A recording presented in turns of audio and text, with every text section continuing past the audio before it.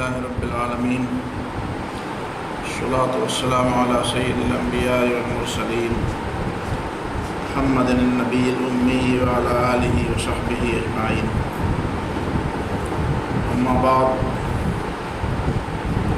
فعن فرات القزازي قال سمعت أبا حازم قال قاعدت أبا هريرة 5 سنين فسمعته يحدث عن النبي صلى الله عليه وسلم قال: كانت بنو إسرائيل تسوسهم الأنبياء كلما هلك نبي خلفه نبي وإنه لا نبي بعده وسيكون خلفاء فيكثرون. قالوا: فما تأمرنا؟ قال: فوا ببيعة الأول فالأول، أعطوهم حقهم فإن الله سائلهم عما استرعاهم. عن أبي هريرة رضي الله تعالى عنه أن رسول الله صلى الله عليه وسلم قال: إن مثلي ومثل الأنبياء من قبلي كمثل رجل بنى بيتا فأحسنه وأجمله إلا موضع لبنة من زاوية، وجعل الناس يطوفون به ويعجبون له ويقولون: هلا وزعت هذه اللبنة؟ قال: فأنا اللبنة وأنا خاتم النبيين. رواه البخاري. محترم حضرات، یہ چند احادیث ختم نبوت کے موضوع پر میں نے آپ کے سامنے رکھی ہیں. رسول اللہ صلی اللہ علیہ وسلم کے جتنے بھی اوصاف اور جتنے بھی نام قرآن میں اور احادیث میں بیان کیے گئے، ان میں ایک مستقل اور ایک واضح معنی لیے ہوئے نام، جس کے اندر ایک واضح پیغام ہے، اور وہ مسلمانوں کے عقیدے کا حصہ ہے. وہ ہے خاتم النبیین صلی اللہ علیہ وسلم. سورہ الاحزاب میں، قرآن مجید میں لوگوں کے ایک سوال کے جواب میں جو بات فرمائی گئی ہے کہ ما کان محمد ابا احد من رجالکم، محمد صلی اللہ علیہ وسلم تم میں سے کسی ایک بھی فرد کا طبعی باپ نہیں ہے جس پر باپ کا وہ اطلاق ہو سکے. احترام کے طور پر تو جس طرح رسول اللہ صلی اللہ علیہ وسلم کی بیویہ امت کے لیے مائیں ہیں، تو نبی صلی اللہ علیہ وسلم کا احترام بھی والد ہی کی طرح ہے. لیکن اس احترام کا معنی یہ نہیں ہے کہ جس طرح باپ اور بیٹے کے درمیان رشتے کی وجہ سے کچھ حرمتیں پیدا ہوتی ہیں، نکاح کے مسائل، اسی طرح وہ مسائل یہاں پہ پیدا نہیں ہوتے. ولیکن رسول اللہ و خاتم النبیین، محمد صلی اللہ علیہ وسلم تم میں سے کسی کے باپ نہیں، بلکہ اللہ تعالیٰ کے رسول ہیں اور خاتم النبیین. ان پر نبوت انتہا کو پہنچ گئی، نبوت اپنے اختتام کو پہنچ گئی. اب نبوت کے معاملے میں کوئی کمی نہیں ہے، اس کمی کو بعد میں آنے والے لوگ پوری کر دیں. اور جس طرح آپ کو علم ہے، حضرت زینب رضی اللہ تعالیٰ عنہ کے نکاح کے معاملے میں اس طرح کے سوالات پیدا ہوئے تھے جو پہلے نبی صلی اللہ علیہ وسلم کے متبنہ حضرت زید کے نکاح میں تھی. تو ظاہر ہے کہ اپنے بیٹے کی جو بیوی ہوتی ہے وہ طلاق کے بعد بھی اپنے سسر کے لیے حرام ہوتی ہے.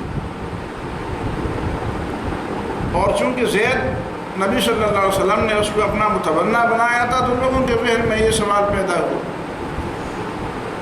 قرآن نے فرمایا کہ متبنہ اور اپنا بیٹا دونوں کے احکام میں بڑا فرق ہے، اور اسی لیے اللہ تعالیٰ نے تبنی کے قاعدے کو منسوخ کر دیا، اسی کو ختم کر دیا گیا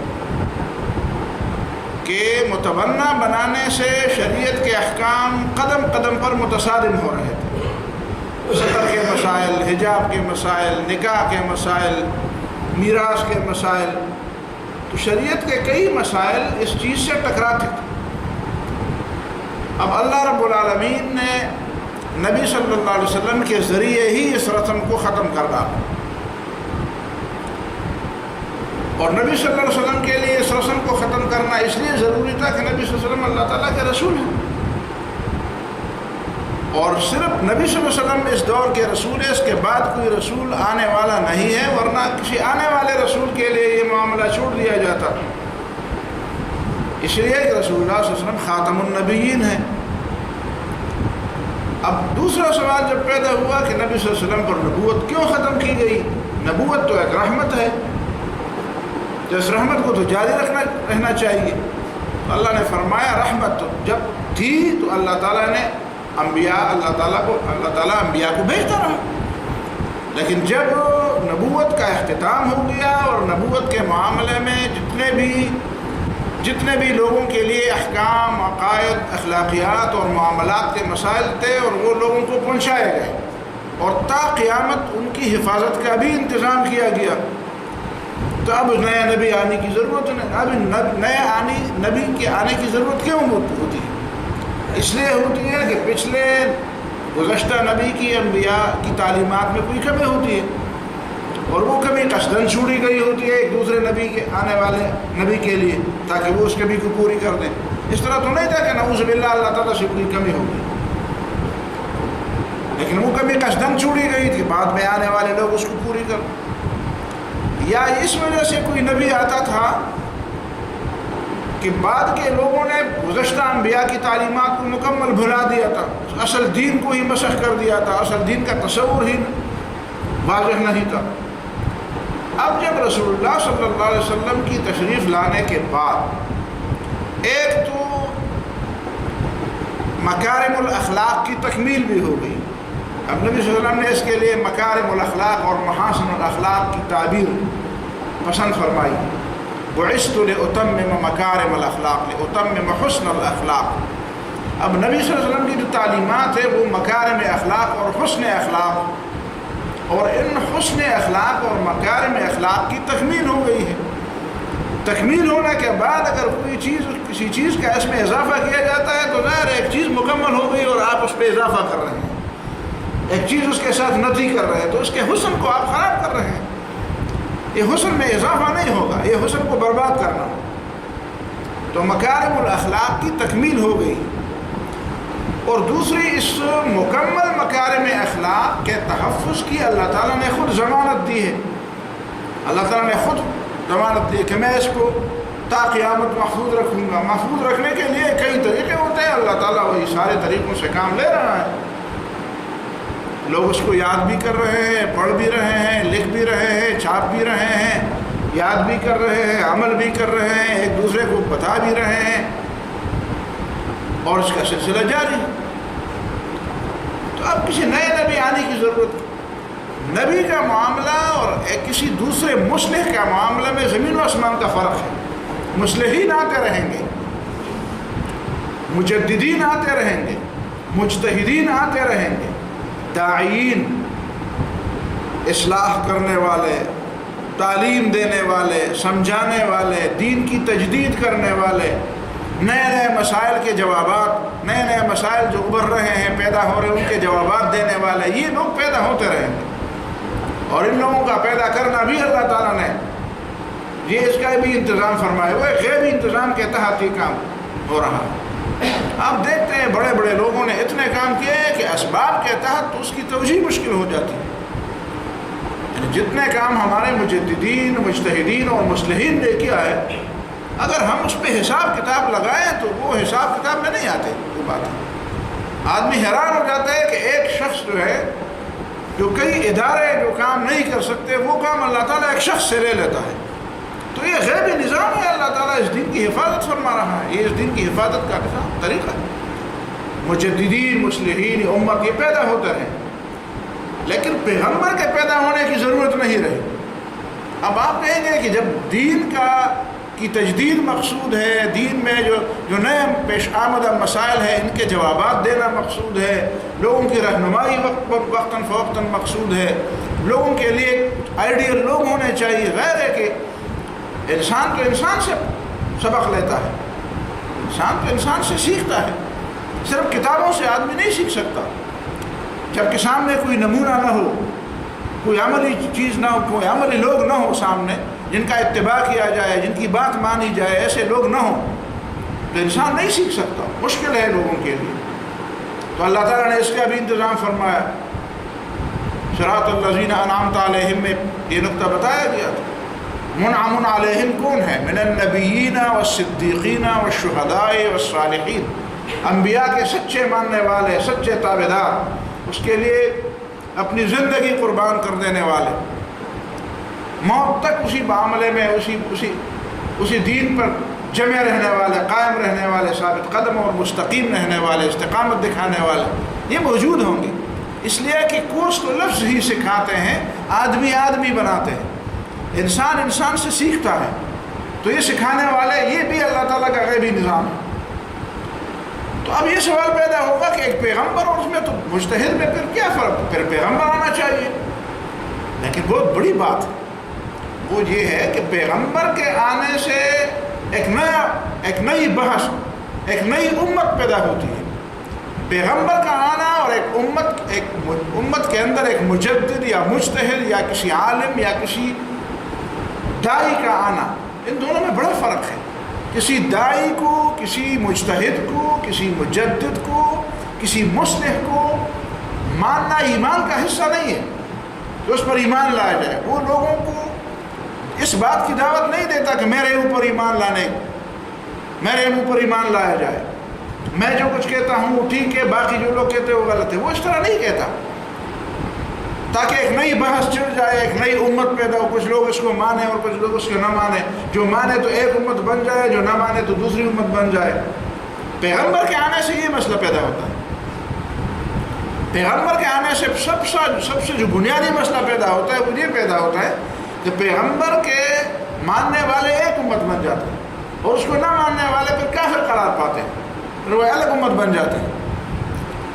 تب اس کے بعد ماننے کے بعد پھر اس کے اتباع کا اور اس کی اطاعت کا اور اس کے مسئلے ماننے اور اس کی بات سننے کا سوال پیدا ہوتا ہے۔ جو لوگ اس کو مانے نہ تو اس کی بات کیوں مانے؟ جو لوگ اس کو پیغمبر نہ مانے، ایمان کا حصہ نہ مانے، تو اس کی بات کیوں مانے؟ اس کی اتباع کیوں کرے؟ تو در حقیقت پیغمبر کسی امت میں، کسی حالت میں، کسی زمانے میں مبعوث ہو جائے تو اس دور کے لوگ اور اس دور کے آنے والے لوگ پھر دو فریق بن جاتے ہیں۔ ایک فریق وہ ہوتا ہے جو ماننے والا ہوتا ہے، تو ایک وہ فریق ہوتا ہے جو نہ ماننے والا ہوتا ہے۔ تو ماننے والے مومن کہلاتے ہیں اور نہ ماننے والے کافر کہلاتے ہیں۔ اب ظاہر ہے کہ اگر امت مسلمہ کے اندر مجتہدین اور مجددین کی طرح پیغمبر بھی آتے تو سب سے پہلا یہی سوال پیدا ہوتا کہ اس پیغمبر پر ایمان لایا جائے۔ اس کا تقاضا یہی ہے، اس کا نیچر، یہ اس کی فطرت ہے۔ پیغمبر ہونے میں یہ بات بالکل شامل ہے، اس سے جدا نہیں ہوتی، یہ بالکل لازم ہے، لازم و ملزوم ہے ایک دوسرے کے ساتھ یہ بات ہے۔ اور اسی وجہ سے تو غلام احمد قادیانی نے جب نبوت کا دعویٰ کیا تو اس کی کتابیں آپ پڑھیں، وہ حقیقت الوحی اور حقیقت النبوت اور وہ فلان اور براہین احمدیہ اور فلان، ان کتابوں میں بار بار وہ کہتے ہیں کہ جو مجھے پیغمبر نہیں مانتا وہ مومن نہیں ہے۔ حتیٰ کہ لوگوں نے پوچھا اس کے بیٹے سے، لوگوں نے پوچھا کہ یار جب ہم عیسائیوں کی بیویوں کے ساتھ نکاح کر سکتے ہیں، یہودیوں کی عورتوں کے ساتھ ہم نکاح کر سکتے ہیں، عیسائیوں کی عورتوں کے ساتھ ہم نکاح کر سکتے ہیں، ان مسلمانوں کی عورتوں سے ہم نکاح نہ کریں؟ تو کہتے نہیں، ان کے ساتھ ان کا نکاح نہیں ہونا چاہیے، تم ان کے پھر دوبارہ وہ کہتا ہے کہ نہیں، ان کے ساتھ یہودیوں والا یا عیسائیوں والا معاملہ، یہ اپنی بیٹیاں ان کو نہ دو لیکن ان کی بیٹیوں سے نکاح کر لو تو چلو ٹھیک ہے۔ پھر وہ کہتے تھے، اس کا مطلب یہ ہے کہ وہ آپ کو مسلمان، اس لیے ظاہر ہے کہ ایک پیغمبری کا دعویٰ کرتا ہے تو پھر وہ کہتا ہے کہ میں پیغمبر ہوں تو آپ کافر۔ 1974 میں اور اس سے پہلے جو تحریکیں چلی تھی سن 53 میں اور اس سے پہلے بھی سن 35 میں، سن 32 میں، جب انگریزوں کا زمانہ تھا، یہاں پہ پنجاب میں کسی لڑکی کی شادی ہو گئی تھی قادیانی کے ساتھ، اور پھر انگریز کے عدالت میں وہ مقدمہ چلا، ادھر سے ہندوستان سے لوگ آتے تھے یہاں پہ پنجاب، اور بہت بڑا مقدمہ تھا، مشہور مقدمہ تھا، اس میں مولانا شاہ کشمیر رحمہ اللہ بھی کئی دفعہ حاضر ہوئے، بڑے لوگ حاضر ہوئے تھے اس مقدمے، اور انگریز نے باقاعدہ مسلمانوں کے حق میں فیصلہ دیا تھا انگریز نے فیصلہ دیا تھا کہ یہ قادیانی ان کے عقیدے کے مطابق مومن نہیں، ان کا جو عقیدہ ہے اس کا عقیدے کے مطابق یہ وہ الگ چیز ہے، یہ الگ ہے، اور ان کا نکاح پر ختم کرنے کا فیصلہ دیا تھا۔ تو پہلی بات یہ پیدا ہوتی ہے، تو غلام احمد قادیانی نے بھی فتویٰ لگا دیا کہ جو مجھے کافر مومن نہیں سمجھتے وہ کافر، جو میرے اوپر ایمان نہیں لاتے وہ کافر ہے۔ اب مسلمانوں کے لیے یہ سوال پیدا ہوا کہ ہم کیا ہیں، ہم واقعی کافر ہیں کہ ہم مسلمان ہیں؟ اس نے تو نبوت کا بھی دعویٰ کیا اور ہمارے اوپر کفر کا بھی فتویٰ لگا دیا۔ اب ہم یا تو غلام احمد قادیانی کو پیغمبر مانیں اور یا نہ مانیں۔ اگر وہ پیغمبر مانتے ہیں، ہم اس کو پیغمبر مانتے ہیں تو وہ ہمیں مومن کہتے ہیں، اگر ہم اس کو پیغمبر نہیں مانتے تو وہ ہمیں کافر کہتے ہیں۔ تو کافر ہمیں کافر کیسے کہہ دیں؟ حقیقت میں کافر یا وہ ہوگا یا ہم ہوں گے، جبکہ ہماری تعلیمات اور اللہ اور رسول کی تعلیمات واضح طور پر یہ ہے کہ نبی صلی اللہ علیہ وسلم کے بعد کوئی نبی آنے والا نہیں۔ اس لیے یہ مسئلہ اس طرح نہیں ہے جس طرح لوگ اس کو سمجھتے ہیں کہ چلو یار بہت بڑے کافر، ہندوؤں کے بارے میں آپ اتنے حساس نہیں ہیں، یہودیوں کے بارے میں، عیسائیوں کے بارے میں، پارسیوں کے بارے میں، دوسرے کافروں کے بارے میں آپ اتنے حساس نہیں ہیں، اور عیسائی قادیانیوں کے بارے میں آپ اتنے زیادہ حساس ہیں۔ اور کبھی یہ سوالات پیدا ہوتے ہیں کہ آپ کے آئین میں جو قادیانیوں کے خلاف لکھا گیا ہے تو ہندوؤں کے خلاف کیوں نہیں لکھا گیا، یا عیسائیوں کے خلاف کیوں نہیں لکھا گیا، فارسیوں کے خلاف کیوں نہیں لکھا گیا؟ بھائی ہندو مجھے کافر نہیں کہتا، ہندو مجھے نہیں کہتا کہ تم کافر ہو، عیسائی مجھے یہ نہیں کہتا کہ تم مجھے نہ مانو، میرے کسی فلان بندے کو نہ تو تم کافر ہو۔ وہ ہمارے عقیدے پر، ہمارے فکر پر، ہمارے نظریے پر اسی طرح قبضہ نہیں کرتا کہ وہ ہمارا حق بھی تسلیم نہ ہو۔ یہاں معاملہ بالکل الگ ہے۔ تو اس معاملے کو اتنا حساس ہونا چاہیے، اور یہ حساس معاملہ تھا تب تو آپ کے پورے پارلیمنٹ نے اس زمانے میں 1974 میں اس مسئلے کو بڑا سنجیدہ لیا۔ پھر ظاہر ہے کہ پھر ان کو بلایا گیا، اس زمانے میں مرزا ناصر تھا غالباً، اس کو 11-12 دن تک بلایا گیا، 13 دن بحث ہوئی تھی اسمبلی میں، قومی اسمبلی میں، پوری قومی اسمبلی کو ایک اسٹینڈنگ ایک کمیٹی بنائی گئی تھی، اور اس میں سے ہر شخص کو، اور جو اس زمانے کا اٹارنی جنرل تھا ایک ابروہی نہیں تھا، وہ بلوچستان کا جو تھا یحییٰ بختیار تھا، اللہ تعالیٰ اسے بخشے، بہت بڑا کمال کیا۔ آپ پوری بحث یہاں پہ ایک مولانا محترم ہے، مولانا اللہ وسایہ ختم نبوت کے معاملے میں بڑا وہ کرتے ہیں، انہوں نے وہ ساری چیزیں اسمبلی سے نکلوا کر اس پوری ایک کتاب لکھی ہے، اور اس میں پوری بات شامل، ایک ایک سوال اور ایک ایک جواب پر مشتمل وہ پوری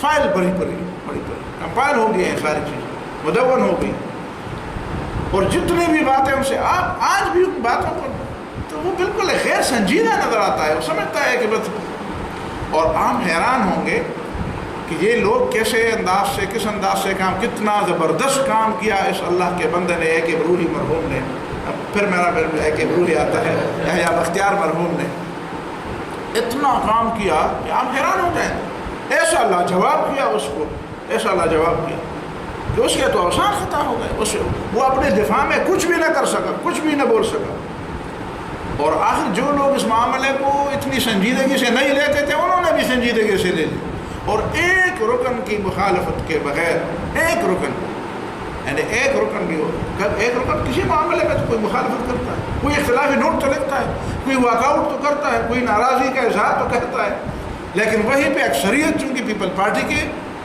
ممبروں کی تھی اور باقی سارے لوگوں کی بھی نمائندگی موجود تھی، ایک رکن اسمبلی نے بھی اختلاف نہیں کیا، سب نے بالاتفاق وہ فیصلہ منظور کر دیا کہ یہ لوگ ہیں غیر مسلم، یہ مسلمانوں کا نام استعمال کرنا ان کے لیے بند، اور یہ ایک اقلیت ہے، اور دوسرے اقلیتوں سے اسی لیے الگ ہے کہ دوسری اقلیتیں تو کم از کم پھر بھی اپنے آپ کو مسلمان اور ہمیں کافر نہیں سمجھتے، یہ تو اپنے کو مسلمان اور ہمیں کافر سمجھتے۔ یہ جو لوگ آج کل کہتے ہیں کہ یہ ایک جرنیل کی باتیں ہیں، جرنیل کی کئی باتوں کو تو یہ لوگ مانتے ہیں، اور میں اس تفصیل میں نہیں جانا چاہتا اس لیے کہ اس درس میں میں اس موضوعات کو بہت زیادہ زیر بحث نہیں رہنا چاہتا، لیکن اگر ہم دیکھیں کہ جرنیلوں کی کتنی باتوں کو لوگ مانتے ہیں اور کتنے فیصلے ہیں جو ابھی تک جاری ہیں، بس ایک ضیاء الحق ہے جو پوری دنیا میں سب سے گناہگار جرنیل گزرا ہے، اس لیے کہ وہ مومن تھا، وہ مسلمان تھا، اور ڈنڈے کے زور پر وہ بھی حکومت اس نے بھی لی تھی،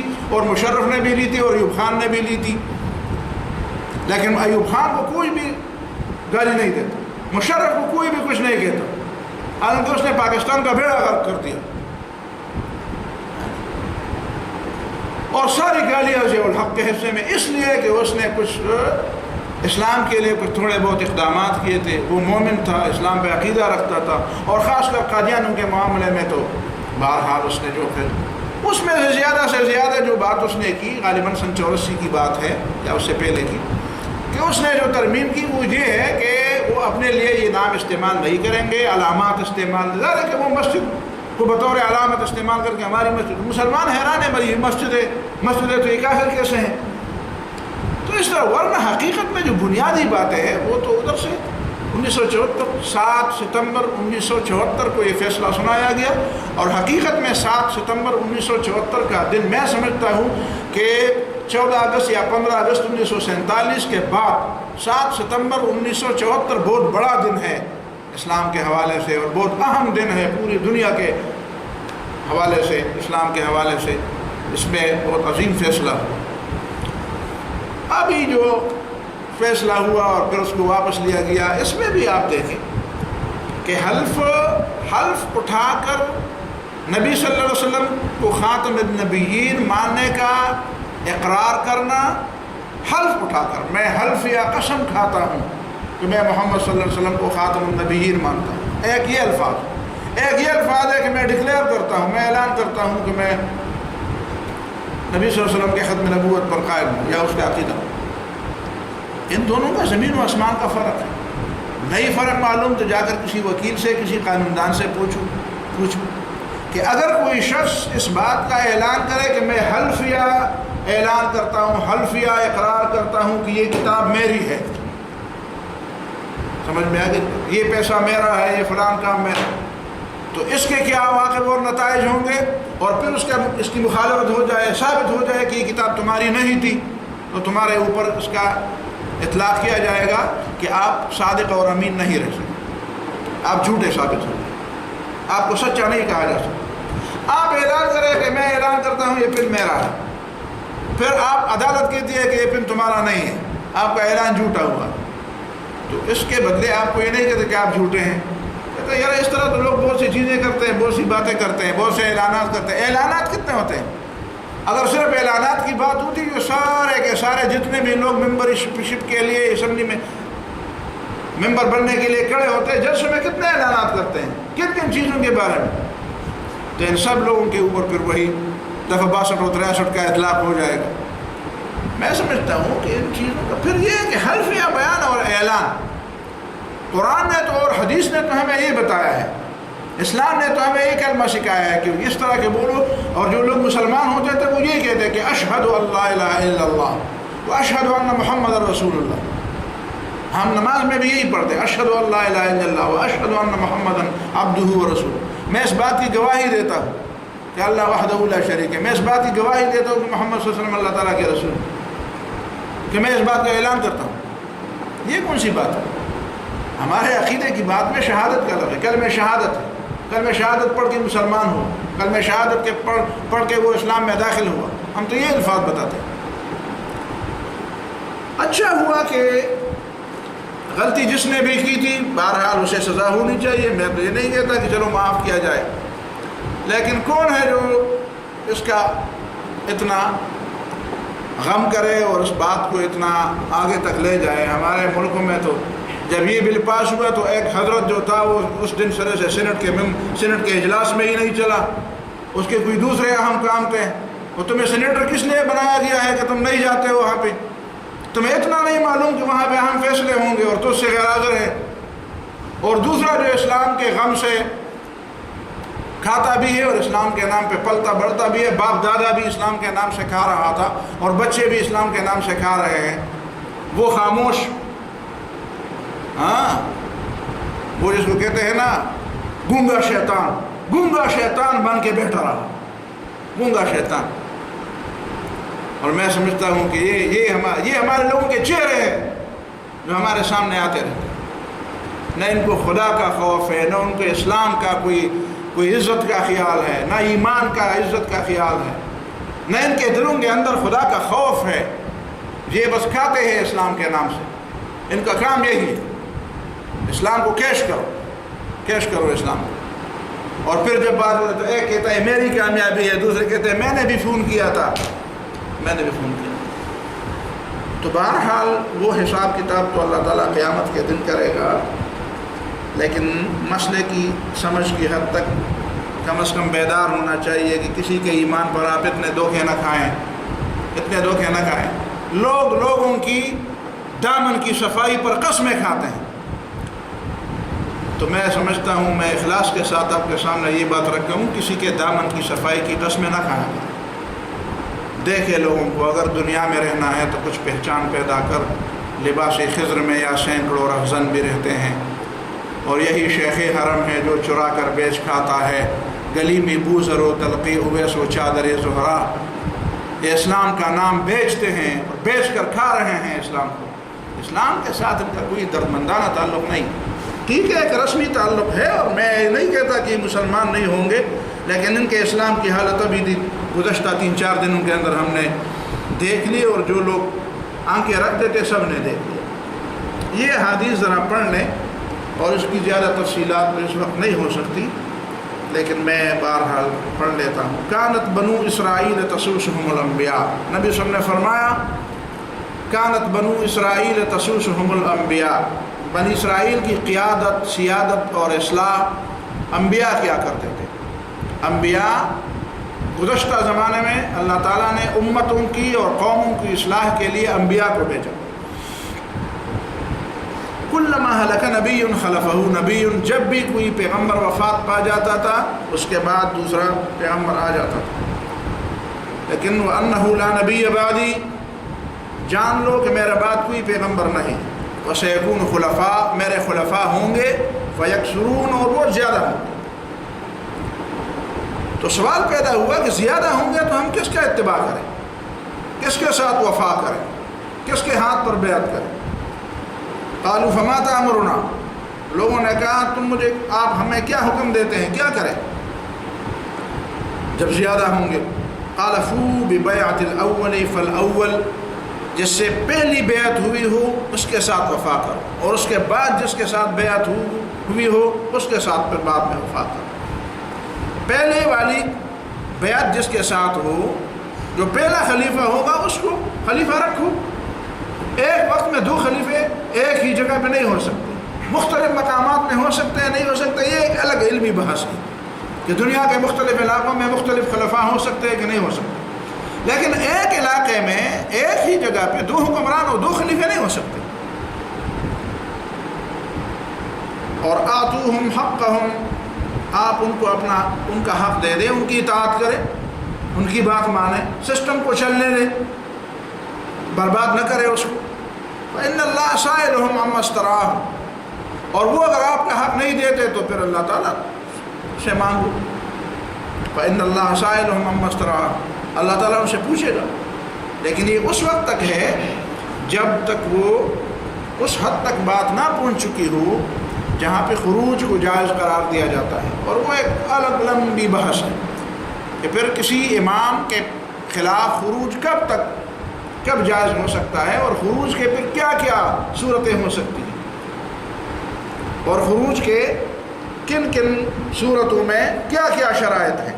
وہ بات کی چیزیں ہیں. لیکن یہاں تو نبی صلی اللہ علیہ وسلم نے اس حد تک بیان فرمایا کہ بہرحال سسٹم کو اجاڑنا اور اکھاڑنا تو آسان ہے، لیکن پھر اس کو دوبارہ تعمیر کرنا یہ بہت مشکل کام ہے. اور عملاً لوگوں نے دیکھ لیا یہ بات. دوسری حدیث رسول اللہ صلی اللہ علیہ وسلم کی، حضرت ابو ہریرہ رضی اللہ تعالیٰ عنہ روایت. رسول اللہ صلی اللہ علیہ وسلم نے فرمایا ان مثلی و مثل الانبیاء من قبلی.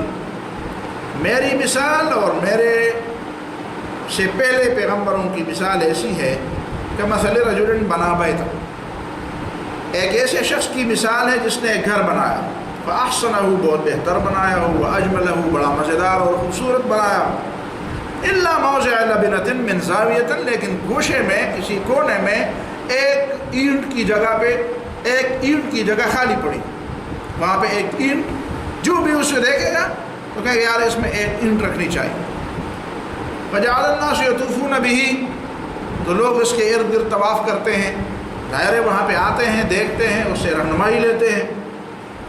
وَيَعْجَبُونَ لَهُ، اور تعجب کرتے ہیں، بڑا بہترین گھر ہے، بہت بہترین نظام ہے، بہت بہترین عقیدہ ہے، بہت بہترین فکر ہے، بہترین دعوت ہے، انبیاء کی دعوت. سارے لوگ اسی سے فائدے تو لیتے ہیں، انبیاء کی دعوت سے فائدے تو لیتے ہیں. ہلا وَيَقُولُونَ، اور لیکن پھر کہتے ہیں ہلا وُزِعَتْ هَذِهِ اللَّبِنَةُ، لیکن یہ اینٹ کی جگہ پر کیوں نہیں کی جا رہی، یہاں پہ اینٹ کیوں نہیں رکھی گئی ہے؟ قال فأنا اللبنة وأنا خاتم النبیین، وہ اینٹ میں نبی نے فرمایا گویا کہ میرے بغیر یہ پوری تعمیر نامکمل تھی اور میرے آنے کے بعد یہ تعمیر مکمل ہو گئی. وأنا خاتم النبیین، اور مجھ پر نبوت کو ختم کیا گیا، میں آخری پیغمبر. اسی طرح حضرت ابو ہریرہ رضی اللہ تعالیٰ عنہ کی روایت ہے کہ ان رسول اللہ صلی اللہ علیہ وسلم قال، رسول اللہ صلی اللہ علیہ وسلم نے فرمایا فضلت علی الانبیاء بست، باقی پیغمبروں پر مجھے 6 باتوں سے فضیلت دی گئی. اعطیت جوامع الکلم، مجھے ایسے کلمات سکھائے گئے ہیں جن میں معنی تو بہت زیادہ ہے لیکن ان کے الفاظ بہت کم ہیں. تھوڑے تھوڑے الفاظ میں بہت زیادہ معانی سمیٹ لینا، دریا کو کوزے میں بند کرنا، یہ اللہ تعالیٰ نے مجھے. وَنُصِرْتُ بِالرُّعْبِ، اور میری مدد اللہ تعالیٰ نے میرے رعب سے کی ہے، میرے دشمن پر میرا رعب ہے. وَأُحِلَّتْ لِيَ الْغَنَائِمُ، اور میرے لیے غنیمت حلال ہے، پہلے لوگوں کے لیے غنیمت حلال نہیں تھی. وَجُعِلَتْ لِيَ الْأَرْضُ طَهُورًا وَمَسْجِدًا، اور ساری زمین میرے لیے صفائی کرنے والی بھی، جس سے تیمم کیا جا سکے، اور مسجد بھی بنائی گئی ہے. وَأُرْسِلْتُ إِلَى الْخَلْقِ كَافَّةً، اور میں ساری انسانیت کے لیے پیغمبر بنا کے بھیجا گیا ہوں قیامت تک. وَخُتِمَ بِيَ النَّبِيُّونَ، اور میرے اوپر نبوت کو ختم کیا گیا ہے. جبیر ابن مطعم اپنے باپ مطعم سے روایت کرتے، نہیں، محمد ابن جبیر ابن مطعم، مطعم تو پہلے مر گیا تھا کفر کی حالت. محمد بن جبیر ابن مطعم اپنے باپ جبیر ابن مطعم سے روایت کرتے ہیں رضی اللہ تعالیٰ عنہ کہ نبی نے فرمایا ان لی اسماء، میرے کئی نام ہیں. انا محمد، میں محمد ہوں جس کی سب سے زیادہ تعریف کی جاتی ہے. وانا احمد، اور میں خود اللہ تعالیٰ کی تعریف کرنے والا احمد ہوں. وانا الماحی، اور میں کفر کو مٹانے والا ہوں، انقلابی پیغمبر ہوں. الذی یمحو اللہ بی الکفر، اللہ تعالیٰ میرے ذریعے کفر کو مٹائے گا. وانا الحاشر، اور میں حاشر ہوں. الذی یحشر الناس علی قدمی، لوگ میرے قدموں میں اٹھائے جائیں گے، میرے قدموں میں اٹھائے جائیں گے. میں اٹھائے جانے والے قیامت کے دن سرداری میری ہوگی، لوگ میرے قدموں میں ہوں گے. وانا العاقب، اور میں سب سے آخر ہوں. الذی لیس بعدہ احد، جس کے بعد کوئی نبی نہیں. اور اس روایت، اس حدیث کے دوسرے الفاظ میں ہے کہ میں آخری نبی ہوں اور میری امت بھی آخری امت ہے.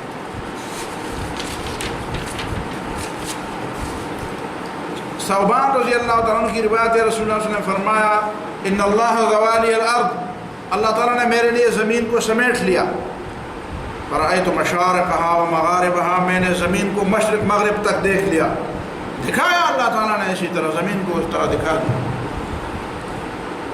وَإِنَّ مُلْكَ أُمَّتِي سَيَبْلُغُ مَا زُوِيَ لِي مِنْهَا، اور میری امت کی حکومت اس علاقے تک پہنچے گی، زمین کے ان علاقوں تک پہنچے گی جو علاقے اللہ تعالیٰ نے مجھے دکھائے ہیں. کون سے علاقے دکھائے تھے بس اللہ تعالیٰ کو پتہ ہوگا اور رسول اللہ کو پتہ ہوگا. وَأُعْطِيتُ الْكَنْزَيْنِ الْأَحْمَرَ وَالْأَبْيَضَ، اور مجھے سونے چاندی کے خزانے دیے گئے ہیں. وَإِنِّي سَأَلْتُ رَبِّي لِأُمَّتِي، اور میں نے اپنے رب سے اپنی امت کے لیے دعا کی کہ اللہ يُهْلِكَهَا بِسَنَةٍ بِعَامَّةٍ، کہ ان کو عام قحط کے ذریعے ہلاک نہ کر. وَلَا يُسَلِّطْ عَلَيْهِمْ عَدُوًّا مِّن سِوَىٰ أَنفُسِهِمْ، اور ان کے اوپر کسی کافر کو مسلط نہ کر جو مسلمان نہ ہو. فَيَسْتَبِيحَ بَيْضَتَهُمْ، کہ وہ ان کے اتفاق کو ختم کر دے اور ان کی عزت ان کو پامال کر دے. وَإِنَّ رَبِّي قَالَ لِي يَا محمد، اور میرے رب نے مجھے کہا محمد صلی اللہ علیہ وسلم إِنِّي إِذَا قَضَيْتُ قَضَاءً فَإِنَّهُ لَا يُرَدُّ، میں جب کوئی فیصلہ کرتا ہوں فیصلہ کسی کے کہنے پر واپس نہیں لیا جاتا، اللہ کا فیصلہ اٹل ہوتا ہے. وَلَا أُهْلِكُهُمْ بِسَنَةٍ عَامَّةٍ، میں مسلمانوں کو عام قحط سالی سے تو تباہ نہیں کروں گا. وَلَا أُسَلِّطُ عَلَيْهِمْ عَدُوًّا مِّن سِوَىٰ أَنفُسِهِمْ فَيَسْتَبِيحُ بَيْضَتَهُمْ، اور کسی کافر کو بھی ان کے اوپر اس طرح مسلط نہیں کروں گا کہ ان کو مکمل تباہ و برباد کر دے، آخر تک ان کو ختم کر دے۔ وَلَوِ اجْتَمَعَ عَلَيْهِمْ مِنْ بَيْنِ أَقْطَارِهَا وَقَالَ بِأَقْطَارِهَا، اگر سارے دنیا کے کافر ان پر جمع ہو جائیں، حَتَّى يَكُونَ بَعْضُهُمْ يُهْلِكُ بَعْضًا، ہاں ایسا ہوگا کہ مسلمان ہی مسلمان کو کاٹے گا، مسلمان ہی مسلمان کا دشمن ہوگا۔ حَتَّى يَكُونَ بَعْضُهُمْ يَسْبِي بَعْضًا، اور حتیٰ کہ مسلمان مسلمان کو کافروں کے لیے قید میں رکھے گا۔ وَإِنَّمَا أَخَافُ عَلَىٰ أُمَّتِي، اور میں ڈرتا ہوں اپنے امت کے بارے میں، الائمۃ المضلین، ایسے لیڈروں سے جو گمراہ کرنے والے ہیں، ایسے سرداران قوم سے، ایسے لیڈران اور ائمہ قوم سے جو گمراہ کرنے والے ہیں۔ وَإِذَا وُضِعَ السَّيْفُ فِي أُمَّتِي، اور جب میری امت ایک دوسرے کے خلاف تلوار نکالے گی، لم يرفع عنها الى يوم القیامة، تو قیامت کے دن وہ تلوار پھر نیام میں نہیں جائیں گی، وہ ایک دوسرے کو کاٹتے رہیں گے۔ ولا تقوم الساعة حتى تلحق قبائل من امتی من المشرکین، اور قیامت اس وقت تک قائم نہیں ہوگی جب میرے امت کے کچھ لوگ خود مشرکوں سے مل جائیں گے۔ حتى تعبد قبائل من امتی الاوثان، اور میری امت کے کچھ قبیلے بت پرستی شروع کر دیں گے۔ وَإِنَّهُ سَيَكُونُ فِي أُمَّتِي كَذَّابُونَ 30، میری امت میں 30 تک کے جھوٹے نبوت کے دعوے دار ہوں گے۔ كُلُّهُمْ يَزْعُمُ أَنَّهُ نَبِيٌّ، ہر ایک یہ گمان کرے گا کہ میں، اور دعویٰ کرے گا کہ میں پیغمبر ہوں۔ وَأَنَا خَاتَمُ النَّبِيِّينَ لَا نَبِيَّ بَعْدِي، میں خاتم النبیین ہوں، میرے بعد کوئی پیغمبر نہیں۔ وَلَا تَزَالُ طَائِفَةٌ مِّنْ أُمَّتِي عَلَى الْحَقِّ، اور میرے امت میں ایک گروہ، چاہے وہ چھوٹا گروہ کیوں نہ ہو، وہ ہمیشہ قیامت تک حق پر قائم رہے گا۔ یہ ہے ابو داؤد کی روایت۔ وآخر دعوانا الحمدللہ رب العالمین۔